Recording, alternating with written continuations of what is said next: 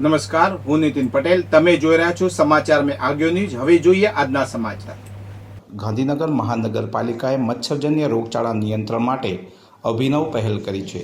શહેરના 80થી વધુ તળાવમાં ડ્રોન ટેકનોલોજીનો ઉપયોગ કરીને બાયોલાર્વિસાઇડ દવાનો છંટકાવ કરવામાં આવ્યો છે. આ અભિયાન હેઠળ લગભગ 2000 લીટર દવાનો છંટકાવ કરવામાં આવ્યો છે. આ બાયોલાર્વિસાઇડ દવા માત્ર મચ્છરોના પોરાને જ નષ્ટ કરે છે અને તળાવમાં રહેતા અન્ય જીવો પર કોઈ નુકસાનકારક અસર કરતી નથી. આરોગ્ય વિભાગ રહેણાંક વિસ્તારો, બાંધકામ સાઇટ, શૈક્ષણિક અને ધાર્મિક સંસ્થાઓમાં પણ સતત નિરીક્ષણ કરી રહ્યું છે. ડ્રોન દ્વારા સર્વેક્ષણ કરીને મચ્છરોના બ્રીડિંગ પોઇન્ટ શોધવામાં આવી રહ્યા છે. આ સ્થળો પર ગ્રાઉન્ડ ટીમો મોકલી દવાનો છંટકાવ કરવામાં આવી રહ્યો છે.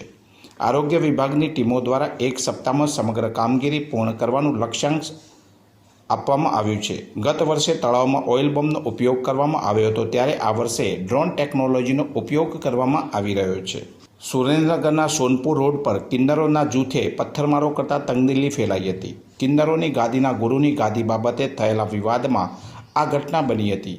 પથ્થરમારા દરમિયાન વાહનોને નુકસાન પહોંચાડવામાં આવ્યું હતું. આ ઉપરાંત સીસીટીવી કેમેરાઓને પણ તોડી નાખવામાં આવ્યા છે. ઘટનાની જાણ થતાં સુરેન્દ્રનગર એલસીબી, એસઓજી અને સિટી પોલીસની ટીમો તાત્કાલિક ઘટના સ્થળે પહોંચી ગઈ હતી.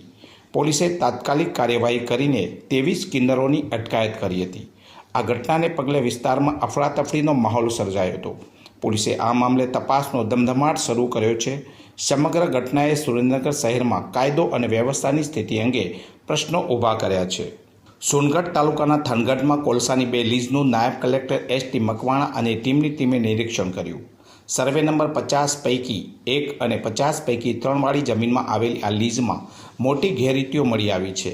લીઝ હોલ્ડર ભૂપતભાઈ સતાભાઈ જાડુ દ્વારા સરકારી નિયમો અને કાયદાનું પાલન કરવામાં આવ્યું નથી. તપાસણીમાં જાણવા મળ્યું છે કે કોલસાના સ્ટોક અંગેનું કોઈ રજિસ્ટર નિભાવવામાં આવ્યું નથી. લીઝની બહાર ખાનગી જમીન પર મોટા પ્રમાણમાં વેસ્ટ માલનો સંગ્રહ કરવામાં આવ્યો છે.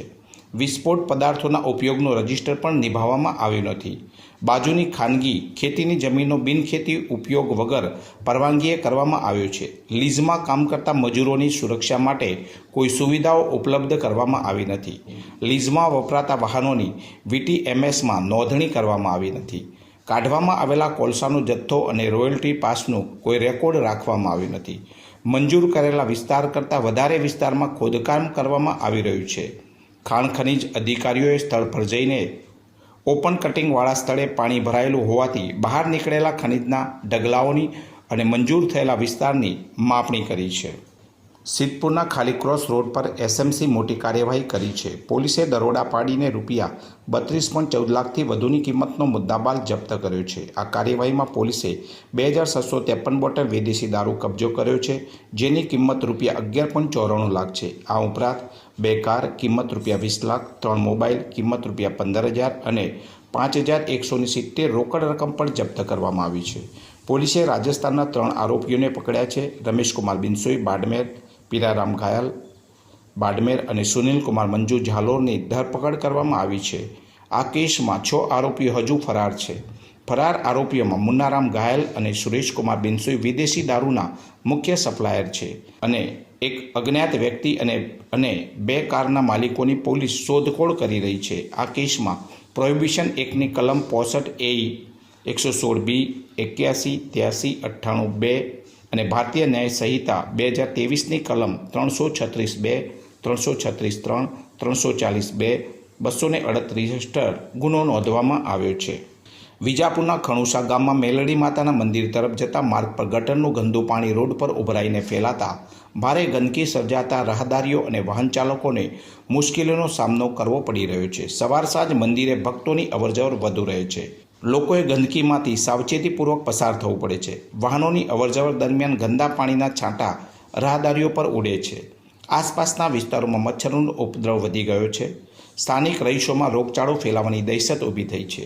આ સમસ્યા અંગે પંચાયતને જાણ કરવામાં આવી છે, પરંતુ હજુ સુધી કોઈ ઉકેલ લાવવામાં આવ્યો નથી. સ્થાનિકોએ તંત્ર પાસે સત્વરે આ સમસ્યાનો નિકાલ કરવાની માંગ કરી છે. વધુ સમાચાર માટે જોતા રહો સમાચાર મેં આગે ન્યૂઝ. નમસ્કાર.